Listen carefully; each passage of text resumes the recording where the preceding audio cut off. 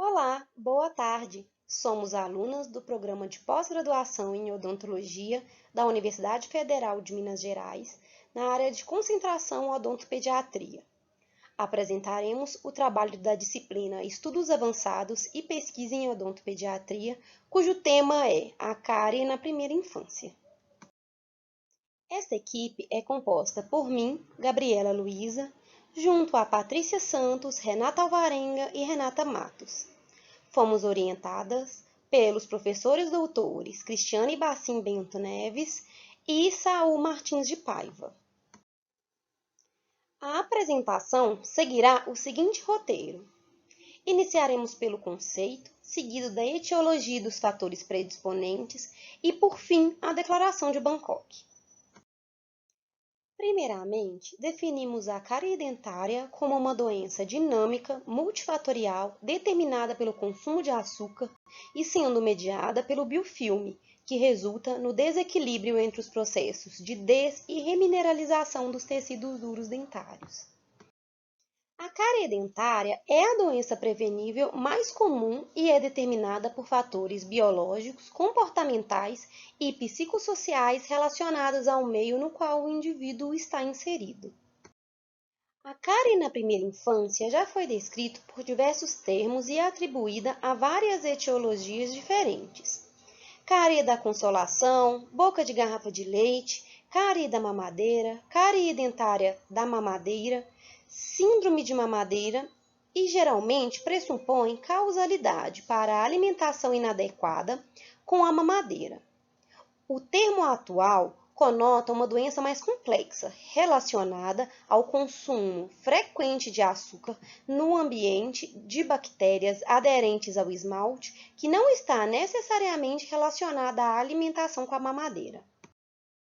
A cárie na primeira infância é determinada por meio da presença de uma ou mais superfícies cariadas, cavitadas ou não, perdidas ou restauradas devido à cárie em qualquer dente descido de uma criança com menos de 6 anos de idade. É importante lembrar que a cárie dentária não tratada em dentes descidos afeta mais de 600 milhões de crianças no mundo. A prevalência de cárie dentária na primeira infância varia de 28% a 82%, dependendo da população estudada. No Brasil, a prevalência da cárie na primeira infância é de 53,4%, de acordo com a Pesquisa Nacional de Saúde Bucal. Portanto, sugere-se que a cárie na primeira infância seja uma preocupação generalizada de saúde pública, bem como é um forte indicador de cárie dentária na vida adulta e pode ser amplamente evitada. O manejo apropriado da cárie na primeira infância, a partir das informações dos pais, profissionais de saúde e agentes comunitários em saúde, como políticas baseadas em evidência, são importantes para reduzir os impactos dessa doença prevenível. A avaliação do risco de cárie contribui nesse processo para estabelecer a probabilidade de um paciente ou de um grupo de crianças de desenvolver lesões de cárie. Em um nível individual, a avaliação do risco é um elemento essencial para guiar a prevenção e o tratamento. Já em um nível coletivo, a avaliação do risco de cárie pode guiar intervenções públicas e alocar tempo e recursos para aquelas com maior necessidade. Agora, vamos falar sobre a etiologia. O que é a cárie dentária? A etiologia da cárie na primeira infância é complexa e pode ser visualizada de vários pontos de vista: biológico, comportamental, social e econômico, relacionados ao meio do indivíduo. Estratégias eficazes de manejo contra a cárie na primeira infância devem ser baseadas na compreensão de sua etiologia complexa, e modelos conceituais multiníveis têm sido propostos para analisar estes fatores que exercem influência direta nos resultados de saúde infantil, incluindo a cárie dentária. O consumo de açúcares livres, adicionados aos alimentos, bebidas e açúcares naturalmente presentes em mel, xaropes, sucos de frutas e sucos concentrados é de importância crítica para o desenvolvimento da cárie dentária. A frequência de ingestão de sacarose é mais importante do que a quantidade total consumida. O consumo frequente de açúcar, como sacarose, frutose, glicose e outros carboidratos fermentáveis, favorecem o estabelecimento de bactérias cariogênicas e fornece o substrato contínuo que influencia a iniciação e progressão da cárie. É considerado o substrato mais importante no estabelecimento de bactérias cariogênicas, pois, quando metabolizado, produz dextranos, que promovem adesão bacteriana aos dentes. O biofilme sozinho não produz a doença, mas a exposição aos açúcares na dieta é um fator determinante, assim como a capacidade do indivíduo de superar os desafios ecológicos. Ou seja, o biofilme necessita, além dos micro-organismos, uma dieta cariogênica e o dente susceptível para ocorrer a cárie dentária. A desmineralização do esmalte é causada diretamente por bactérias acidogênicas, que fermentam carboidratos da dieta. Depois que os carboidratos são ingeridos, especialmente a sacarose, há uma rápida queda do pH em biofilmes aderentes aos dentes. O pH mais baixo leva a um chamado microbioma disbiótico, que se caracteriza por um aumento na proporção de espécies de biofilmes ácidos e alterações na composição da matriz do biofilme. A exposição frente ao açúcar, portanto, leva a uma produção sustentada de ácido e consequente desmineralização da estrutura do dente. Quanto ao processo de remineralização, o efeito tampão da saliva funciona como um sistema de defesa do organismo, revertendo o processo de desmineralização e voltando às condições iniciais, sem nenhum prejuízo para o esmalte. A saliva protege os ácidos da placa, auxilia na depuração oral e atua como um reservatório para minerais para auxiliar na remineralização do dente. Os minerais da cavidade oral, incluindo flúor, são redepositados na superfície do dente, uma vez que o pH neutro é restaurado, normalmente após aproximadamente 20 minutos. Este processo é dinâmico, e enquanto os minerais são substituídos, a superfície permanece intacta. No entanto, uma queda prolongada do pH e a perda frequente de minerais leva a um enfraquecimento e eventual quebra na superfície do dente. A colonização bacteriana é mediada por comportamentos e práticas de saúde bucal e hábitos alimentares. Entretanto, a transmissão de micro-organismos não deve ser considerada um sinônimo de transmissão de cárie dentária, uma vez que as bactérias sozinhas não são suficientes para a doença ocorrer. Por este motivo, a cárie não é considerada uma doença transmissível. O biofilme sozinho não produz a doença, mas a exposição ao açúcar é um fator determinante, bem como a capacidade do indivíduo de superar desafios ecológicos. A cárie na primeira infância compartilha fatores de risco comuns a outras doenças não transmissíveis associadas ao excesso de açúcar, como doenças cardiovasculares, diabetes e obesidade. Alguns fatores são determinantes no aumento da probabilidade de desenvolvimento da cárie da primeira infância. Esses fatores podem ser sociais e comportamentais ou podem ser clínicos. Dentre os fatores sociais, podemos citar: pais ou cuidadores têm uma vida inteira de pobreza e um baixo nível de alfabetização em saúde. A alfabetização em saúde corresponde à capacidade dos indivíduos de obter, processar e entender informações básicas de saúde e serviços necessárias para a tomada de decisões. Embora as vias pelas quais esses fatores que afetam a cárie ainda não estejam totalmente esclarecidas, é provável que crenças de saúde, locus de controle, autoeficácia e as disparidades socioeconômicas possam explicar, pelo menos parcialmente, como esses fatores exercem influência no conhecimento dos pais, assim como suas atitudes e práticas, incluindo a alimentação e práticas de higienização realizadas com seus filhos. Dentre os fatores comportamentais, podemos citar a idade em que o açúcar é introduzido na alimentação infantil. A criança tem exposição frequente entre as refeições a lanches ou bebidas contendo açúcar. o uso frequente de mamadeira contendo líquidos açucarados, principalmente na hora de dormir, e a amamentação noturna por mais de 12 meses. Há evidências de que duas características principais são críticas nas práticas dietéticas da cárie na primeira infância: a idade em que o açúcar é introduzido em uma criança e a frequência de seu consumo.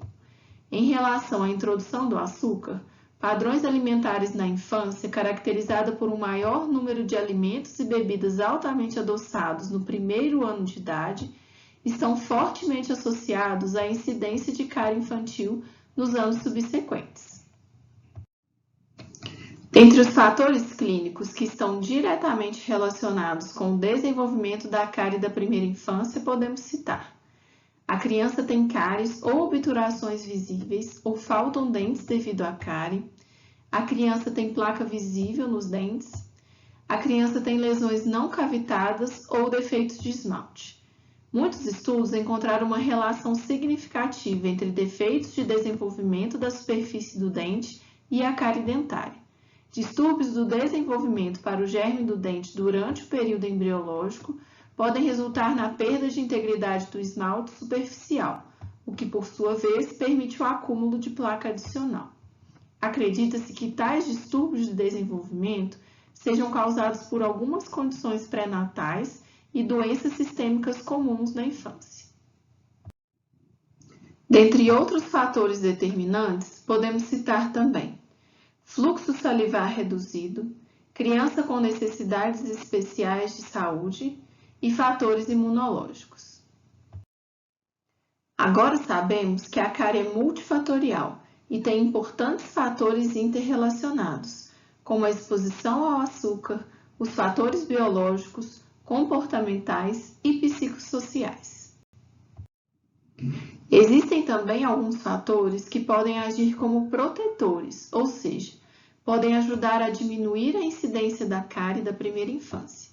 E dentre eles estão: a criança recebe água potável fluoretada e escova os dentes 2 vezes ao dia com creme dental fluoretado, que deve ter uma concentração mínima de 1.100 ppm de flúor. A criança recebe flúor tópico de um profissional de saúde e recebe assistência odontológica regular. Em novembro de 2018, ocorreu uma conferência global na cidade de Bangkok, Tailândia, promovida pela Associação Internacional de Odontopediatria, IAPD, a fim de ser obtida uma perspectiva uniforme e global, baseada em evidências, quanto à definição, fatores de risco, custos da sociedade, manejo, currículo educacional e políticas relacionadas à cárie na primeira infância. O produto final desse evento foi a Declaração de Bangkok, um documento que traz um compilado do estado da ciência e conceitos atuais sobre o tema. A importância dessa declaração se dá devido ao progresso lento na prevenção e abordagem da cárie na primeira infância mundialmente, derivado dos diversos entendimentos sobre a doença e, consequentemente, variadas estratégias de manejo. Essa desarticulação pode contribuir para a alta prevalência de cárie e o seu impacto desnecessário e inaceitável na qualidade de vida e saúde da criança. Dessa forma, como podemos reduzir a sua prevalência e o seu impacto? Uma vez que a cárie possui etiologia multifatorial, não há uma solução fácil e única para essa doença complexa. É fundamental que exista uma colaboração e engajamento de múltiplos setores para sua prevenção e controle. Como estratégias de manejo clínico, a prevenção pode ser organizada em 3 eixos: prevenção primária, secundária e terciária. A prevenção primária se dá antes da iniciação da doença e é a chave para a redução da prevalência mundial de cárie. Nessa fase, é importante fornecer informação educacional aos pais ou cuidadores da criança, assim como a outros profissionais de saúde envolvidos na assistência infantil, quanto ao risco de cárie e fatores de proteção relacionados. Isso porque, com o conhecimento apropriado, os responsáveis poderão ter maior autossuficiência ao tomar decisões quanto aos hábitos e saúde do seu filho, como limitar o consumo de açúcares livres e propiciar a exposição diária ao flúor. Já a prevenção secundária previne o progresso ou estimula a regressão de uma lesão inicial de cárie, antes do estágio de cavitação. Para isso, abrange, por exemplo, aplicações mais frequentes de verniz fluoretado e/ou de selantes de fissuras em molares suscetíveis. A prevenção terciária se dá na presença de lesões de cárie com cavitação, de forma que envolva o manejo não invasivo e invasivo da doença. Quando possível, é preferível a utilização de técnicas não invasivas, como o tratamento restaurador apropriado, que preserve a estrutura dentária. São necessários múltiplos métodos no manejo comunitário da cárie na primeira infância, os quais devem ser condizentes com a cultura local. Abordagens pessoais, como visitas domiciliares, podem reduzir a sua prevalência ao aumentar a alfabetização em saúde bucal dos responsáveis. Além disso, visitas odontológicas no primeiro ano de vida da criança, realização de exames preventivos, formação de parcerias com outros profissionais da saúde e educação em saúde bucal infantil antecipatória para mulheres grávidas durante o pré-natal odontológico também são formas de manejo comunitário da doença. Ainda, é importante uma reforma educacional mais voltada à evidência atualmente disponível sobre a cárie na primeira infância. É recomendável o desenvolvimento de um currículo nos cursos de odontologia que atribua valor equitativo às estratégias de prevenção, quando comparadas às intervenções cirúrgicas tradicionais. São também necessários estudos epidemiológicos e pesquisas em desigualdades sobre a doença, bem como prestar aos responsáveis instruções em saúde bucal mais centradas e direcionadas ao núcleo familiar. Visto isso, a Declaração de Bangkok recomenda que deve-se conscientizar os pais ou cuidadores e outros profissionais da saúde quanto à cárie na primeira infância, limitar o consumo de açúcares livres a crianças com menos de 2 anos de idade, escovar os dentes de todas as crianças ao menos 2 vezes ao dia com pasta fluoretada com concentração de flúor acima de 1000 ppm e prover orientações preventivas durante o primeiro ano de vida da criança. Aqui estão as principais referências utilizadas na construção desta videoaula. E muito obrigada pela sua atenção até aqui.